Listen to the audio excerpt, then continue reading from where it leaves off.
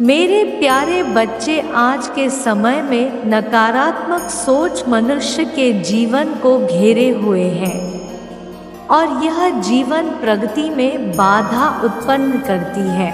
मनुष्य ईर्ष्या, द्वेष के जाल में बंधता चला जा रहा है और यह सभी भाव मनुष्य की प्रगति में बाधक है।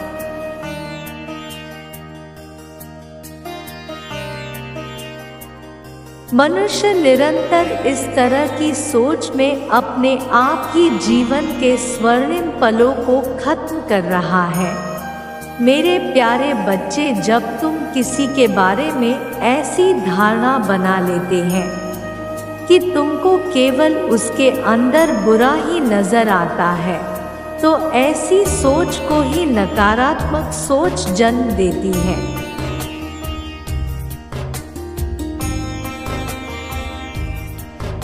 क्योंकि यह केवल एक व्यक्ति तक ही सीमित नहीं होती, तुम ये हर उस व्यक्ति के लिए सोचोगे जिसे तुम कहीं ना कहीं पसंद नहीं करते हैं या कम पसंद करते हो। जब तुम अपने आसपास ऐसे चीज़ों को देखते हो जिससे तुमको ईर्ष्या होती है, वहीं से नकारात्मक सोच बननी शुरू हो जाती है।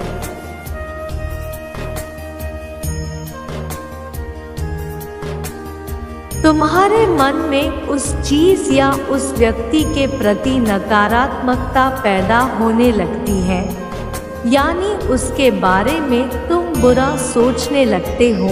यदि तुम इसे अपने बस नहीं करते हो तो फिर धीरे धीरे यह नफरत में परिवर्तित हो जाती है, जो तुम्हारे लिए दुखदायक होता है।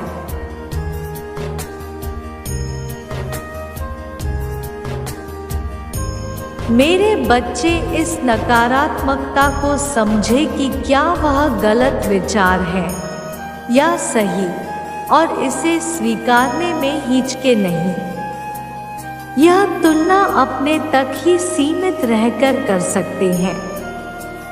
मेरे बच्चे, तुम्हें नकारात्मक भाव से दूर होने के लिए स्वयं के अलावा किसी की जरूरत नहीं है।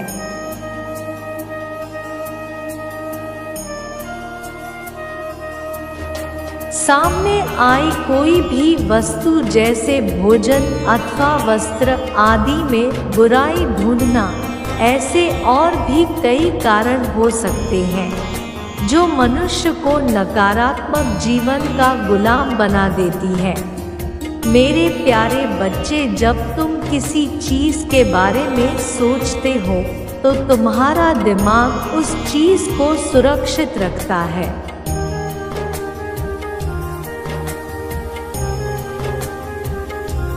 कि इस चीज से तुम्हें कुछ भी नुकसान नहीं होने वाला है।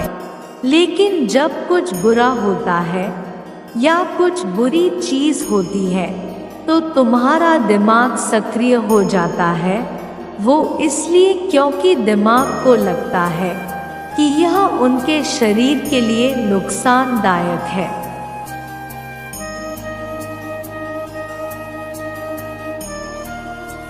इसलिए उसके मन में नकारात्मक सोच घर करने लगती है।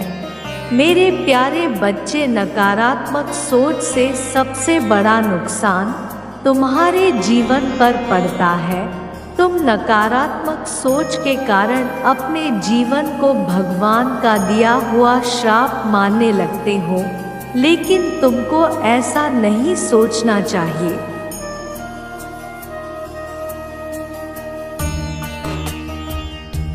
क्योंकि भगवान का दिया हुआ जीवन यदि तुम नकारात्मक सोच में व्यतीत कर दोगे तो जीवन तुमको दोबारा नहीं मिलेगा।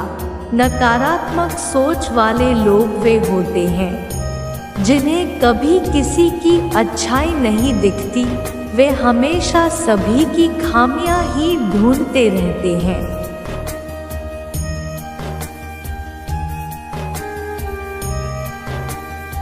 भले ही उसके अंदर लाख अच्छाई क्यों न हो, लेकिन उनके अंदर यदि एक खामी है तो नकारात्मक सोच वाले व्यक्ति को वह एक खामी ही नजर आती है।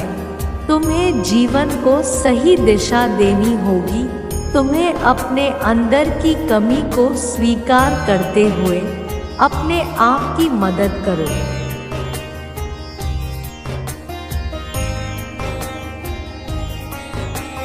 मेरे बच्चे, गीता में भी लिखा गया है कि मनुष्य सर्वप्रथम खुद के प्रति उत्तरदायी होता है।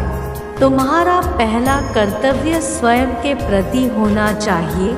इसका मतलब यह नहीं है कि तुम स्वार्थी बन जाओ, लेकिन जब तक तुम अपने आप से प्यार नहीं करोगे तब तक किसी को खुश नहीं रख सकते हो।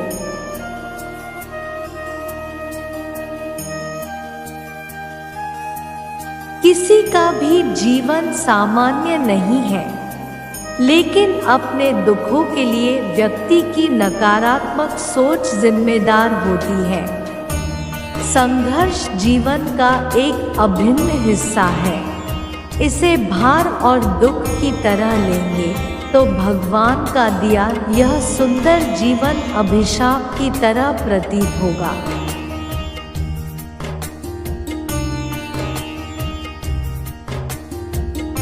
आवश्यक है तो तुमको अपने भीतर झांक कर देखने की और अपनी तकलीफों को दूर करने की। जैसे सिक्के के दो पहलू होते हैं, वैसे ही हर परिस्थिति के भी दो पहलू होते हैं। अगर मन में नकारात्मक भाव है जो तुम में गुस्सा पैदा कर रहा है, तब उसे शांत करो।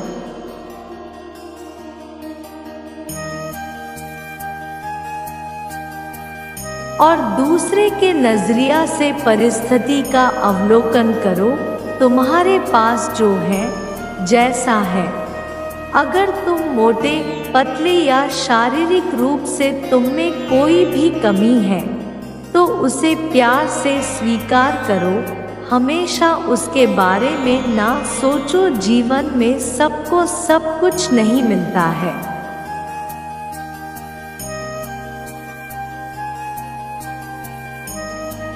जो तुम्हारे पास है वो कईयों के पास नहीं है। अगर तुम्हारे सामने कुछ नया काम करने का मौका है तो उसके नकारात्मक हिस्से को ना सोचो।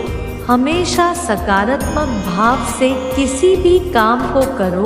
अपने आप को अकेला या दुखी ना समझो।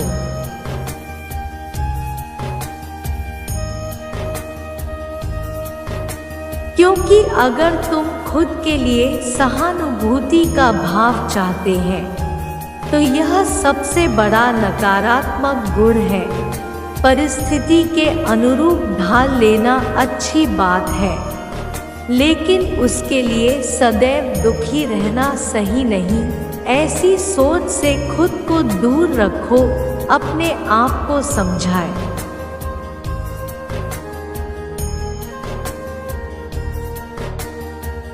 क्योंकि यह एक अंधेरा है, इससे बाहर सुकून की जिंदगी है।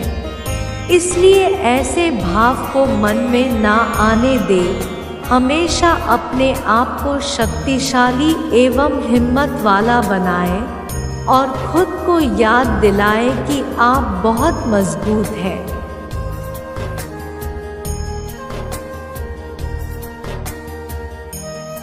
मेरे बच्चे, दिन की शुरुआत प्रसन्नचित्त मन से करो, जिसके लिए सुबह जल्दी उठे। पर्यावरण का वह समय जब सूर्य पूर्व की ओर होता है और पक्षियों की आवाज से आकाश गुंजायमान होता है, उस वक्त घर से बाहर निकलकर घास पर नंगे पैर चले।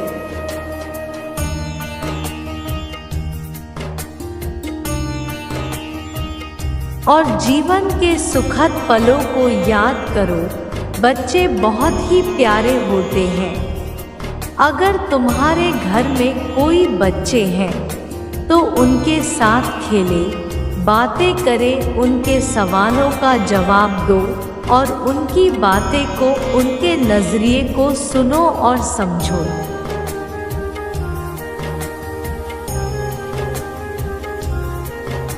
तब तुम्हें एहसास होगा कि दुनिया में कितना भोलापन भी है। मेरे प्यारे बच्चे, तुम अपनी खुशी के लिए जो करना चाहे वो करो। मेरा आशीर्वाद सदैव तुम्हारे साथ है। सदा खुश रहना। मेरे अगले संदेश का प्रतीक्षा करना।